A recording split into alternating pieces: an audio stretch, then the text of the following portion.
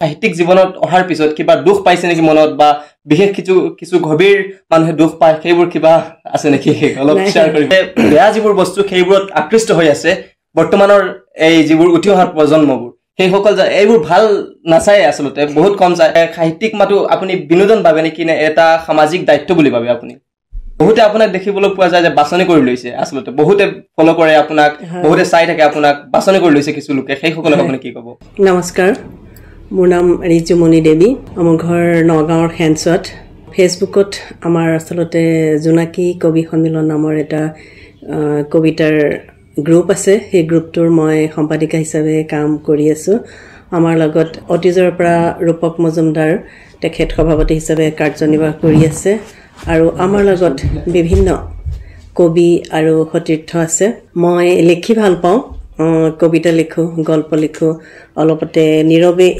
নীৰৱে বৈ থাকে এখন নৈ নামৰ এখন উপন্যাস যোৱা মাহত এনি ভাৰত টিভি চেনেলত এখন মই উন্মোচন কৰিছিলোঁ তাৰ পিছত আৰু এখন আমি বুক হিচাপে এখন কবিতাৰ সংকলন সমূহীয়াভাৱে আমি সম্পাদনা কৰিছো সাহিত্যিক জগতলৈ আহিবলৈ আপোনাৰ অনুপ্ৰেৰণাটো কৰ পৰা লাভ কৰিছিল বা কোনো বিশেষ ব্যক্তি আছিল নেকি সেই অনুপ্ৰেৰণা বিশেষ ব্যক্তিজন আছে মোৰ পৰম পূজনীয় মোৰ দেউতা তেখেতে কিতাপ পঢ়ি খুব ভাল পায় তেওঁৰ বয়স বৰ্তমান 80 বছৰ তেওঁ বহুত কিতাপ পঢ়ে এতিয়াও কিতাপ বহুত পঢ়ে তেওঁ নিয়মীয়াকৈ প্ৰান্তিক লৈছিলে তেতিয়াৰ দিনত দৈনিক অসম লৈছিলে বিভিন্ন ধৰণৰ তেওঁ কিতাপ পঢ়ে আৰু সৰুকৈ অকণমান লিখেও তেওঁৰ পৰাই প্ৰেৰণা পাইছিলোঁ তেতিয়া যে মোবাইল নাছিলে আমি যেতিয়া সৰু আছিলোঁ তেতিয়া টিভিও নাছিল মাত্ৰ ৰেডিঅ' আছিল আমি ৰেডিঅ' শুনিছিলোঁ তেতিয়াৰ পৰা মনত এটা মানে আশা পুহি ৰাখিছিলোঁ যে লিখাবোৰ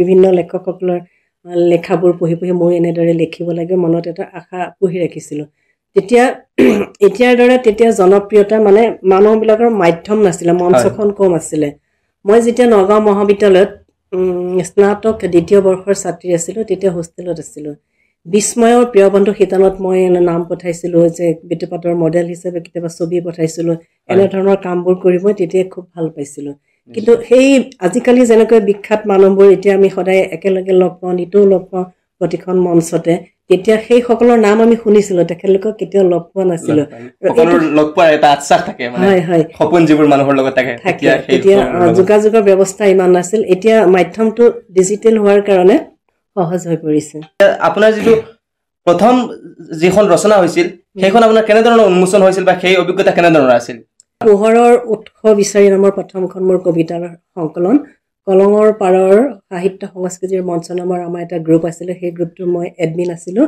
এইটো মালৈবাৰীত আমাৰ প্ৰথমখন অধিৱেশন হৈছিলে তাতে মই মোৰ প্ৰথমখন কবিতাৰ সংকলন উন্মোচন কৰিছিলোঁ কিমান বয়স আছিল আপোনাৰ তেতিয়া সময়ত মোৰ বয়সটো তেতিয়া 45 মান 50 হোৱা নাছিলে আপোনাৰ লেখাত কোনো ধৰণৰ বিষয়ত সৰ্বাধিক দেখা যায় বহুত দেখা যায় যে ফেচবুকত আপুনি পোষ্ট কৰে বা হোৱাটছএপত ষ্টেটাছ লগায় সেই বিষয়ে মানুহৰ মানে গুৰুত্ব কেনেকুৱা আপুনি কেনেধৰণৰ পায় গুৰুত্ব বুলি ক'বলৈ হ'লে পৃথিৱীত বহুত মানুহ আছে এজন মানুহক সকলো মানুহে ভাল পাব নোৱাৰে বহুতে দেখিবলৈ পোৱা যায় কিছুমান মানুহ মানে এনেকুৱা হয় কাৰোবাৰ সুখ্যাতিত জ্বলে কিছুমান মানুহে কাৰোবাৰ সুখ্যাতি দেখি ওচৰ চাপি আহে বহুতে আপোনাক দেখিবলৈ পোৱা যায় যে বাছনি কৰি লৈছে আচলতে বহুতে ফলো কৰে আপোনাক বহুতে চাই থাকে আপোনাক বাছনি কৰি লৈছে কিছু লোকে সেইসকলক আপুনি কি ক'ব সেই সকলতো শুভাকাংক্ষীসকলক সকলোৱে ভালেই পায় ধন্যবাদ আৰু কৃতজ্ঞতা জনাম তেখেতলোকক সাহিত্যিক ৰচনাৰ ক্ষেত্ৰত আপোনাৰ যিটো ধাৰণা সেই ধাৰণাটো কি আচলতে আপোনাৰ ৰচনা কৰাৰ ক্ষেত্ৰত আপোনাৰ ধাৰণাটো সাহিত্য আচলতে সমাজৰ এটা দাপোন হয় সাহিত্যই সমাজত হৈ থকা ঘটনাবোৰ মানে বিভিন্ন ধৰণৰ বিষয়বস্তুবোৰ যিবোৰ কথা মানুহে ক'ব নোৱাৰে সাহিত্যত মানুহে বা নাটকত সেই কথাবোৰ ধুনীয়াকৈ উপস্থাপন কৰিবলৈ সুবিধা পায় হয় নিশ্চয় সাহিত্য যিটো ৰচনা কৰাৰ ক্ষেত্ৰত আপোনাৰ সাহিত্যিক মাতো আপুনি বিনোদন ভাবে নেকি নে এটা সামাজিক দায়িত্ব বুলি ভাবে আপুনি বিনোদন বুলি ঠিক ক'ব নোখোজো এটা দায়িত্ব বুলি ক'ব খোজো এটা মানে আকাংক্ষা কামনা মানে এই সাহিত্যৰ সাহিত্যত যিসকল থাকে যথেষ্ট মানুহৰ পৰা সমাদৰ পাইছো সন্মান পাইছো আৰু এই সন্মানখিনিয়ে মনটো সঁচাকৈ ভাল লগায় মানে আপুনি এজন লেখক হিচাপে আপোনাৰ মতে সাহিত্যিক সমাজৰ লগত আপোনাৰ ভূমিকা কি থকা উচিত সাহিত্য সমাজৰ লগত ভূমিকা মানে যিবোৰ অনৈতিক হৈ থাকে, অন্যায় হৈ থাকে, এই বস্তুবোৰৰ লগত প্ৰত্যেকজন সাহিত্যিকে যুঁজ দিয়াটো মই উচিত বুলি ভাবো। সাহিত্যিকসকল নিকামনৰ হ'ব লাগে, উপকাৰী মন এটা থাকিব লাগে, কেতিয়াও নেতিবাচক সমালোচনা কৰিব নালাগে। কিন্তু নেতিবাচক সমালোচনা এইটো কাৰণে কৰিব লাগে, কিছুমান বিষয়বস্তু যাতে আমি সমাজত উপস্থাপন কৰি সমাজক সচকিত কৰিব পাৰোঁ। নিশ্চয়কৈ বহুতৰ আপোনাক যিবোৰ আকাংক্ষীবোৰ তেখেতে বহুতৰ মনত প্ৰশ্ন উঠে যে আপোনাৰ সাহিত্যিক জীৱনত অহাৰ পিছত কিবা দুখ পাইছে নেকি মনত, বা বিশেষ কিছু গভীৰ মানুহে দুখ পায়, সেইবোৰ কিবা আছে নেকি, অলপ শ্বেয়াৰ কৰিব নেকি? তেনে বুলি নাভাবো। আচলতে মোৰ ঘৰখনৰ মোৰ ল'ৰা, মোৰ মানুহজন, মোৰ মা দেউতা, মোৰ ভাই ভনী, মোৰ বন্ধু বান্ধৱ সকলোৱে ভাল পায়। বহুদিনৰ মূৰত যিবোৰ বন্ধু বান্ধৱ লগ পালে তেওঁলোকে কয় যে তোমাৰ ষ্টেটাছ বা ফেচবুকত তোমাক দেখি থাকো, তুমি ভাল কামবোৰ কৰি আছা, দেখি ভাল লাগে, তোমাক লৈ প্ৰাউড কৰোঁ, এনে বুলি যেতিয়া মোৰ বন্ধুবৰ্গসকলে কয় তেতিয়া মনটো খুবেই ভাল লাগে। আপোনাৰ লেখা যিবোৰ আছে, আপোনাৰ লেখা লেখিৰ লগতে আপোনাৰ ব্যক্তিগত জীৱনৰ সংগতি কেনেধৰণৰ ৰাখে? মানে আপোনাৰ দেখিবলৈ পাইছো যে বহুতো ব্যৱসায় আছে, আপুনি নিজেই ব্যৱসায় কৰি আছে, নিজেই ব্যৱসায়ৰ লগত জড়িত হৈ আছে, সেইবোৰ বিষয়ে কি ক'ব? কেনেধৰণৰ এইবোৰ সকলো একেলগে চম্ভালে? আচলতে মনত যেতিয়া একাগ্ৰতা থাকে, আকাংক্ষা থাকে, লক্ষ্য থাকে, সকলো কাম সহজ হৈ পৰে, মানে সকলো ফালে সহজ গতিৰে গৈ আছে জীৱনটো। সহজ ধুনীয়াকে আপুনি চলাব পাৰে নেকি অকলে এই লিখা মেলাৰ লগতে? আপুনি আপোনাৰ যিটো বিজনেছ ব্যৱসায় সেইবোৰ আৰু চলাব পাৰে নেকি? বিজনেছটো মোৰ প্ৰথম বিজনেছটো মোৰ ডাঙৰ ল'ৰাই আৰম্ভ কৰিছিলে। ডাঙৰ ল'ৰা আৰু সৰু ল'ৰা জড়িত আছিলে, ষ্টাফ আছিলে আমাৰ। তেওঁলোকৰ সহযোগিতা নহলে আমি অকলে একো কৰিব নোৱাৰো।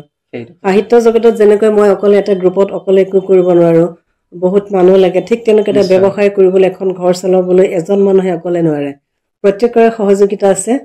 সেইটো আপুনি যি নতুন প্ৰজন্মত উঠি অহা যুৱক যুৱতীসকলক আপুনি কি ক'ব বিচাৰিব সেইটো সাহিত্যিক জগতৰ লগত জড়িত হোৱাৰ কাৰণে বা সাহিত্যিক জীৱনী, সেইটো কি ক'ব বিচাৰিব আপুনি?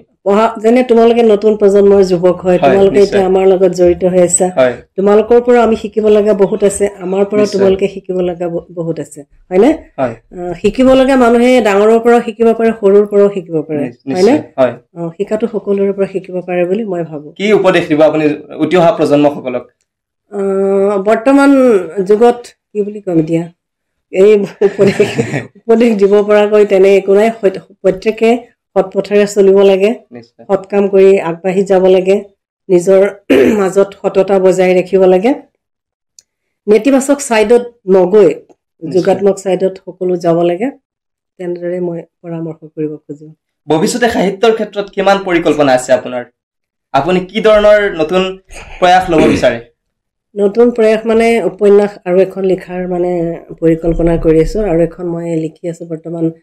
কিছুমান জীৱনৰ বাস্তৱ অনুভৱ, যিবোৰ অনুভৱ প্ৰত্যেকৰ জীৱনত থাকে, গভীৰ মানে বাস্তৱ আৰু আধ্যাত্মিকতাৰ লগত সংগতি থকা, তেনেকুৱা লেখাৰ কিতাপ এখন মই যুগুতাম বুলি ভাবিছো। মানে লেখাবোৰ জমা হৈ আছে, কিতাপ আকাৰে প্ৰকাশ কৰাৰ পৰিকল্পনা কৰি আছো। কিন্তু এইটো কাৰণে ভাবিলে মনটো কোচ খাই আহে যে আজিকালি বহু লেখকে নিজৰ কবিতা গল্পৰ বাদে আনৰ লেখা নপঢ়ে, কিতাপ কিনি নপঢ়ে। আগতে যেনেকে আমি কিতাপ কিনি পঢ়িছিলো, যদি ফেচবুকতো আমি ভাল লেখা এটা দিওঁ বা ভাল এটা গঠনমূলক ভিডিঅ' বনাওঁ, অধিকাংশ উঠি অহা প্ৰজন্মই বুলি কম নে আন কিবা বুলি কম নাচায়।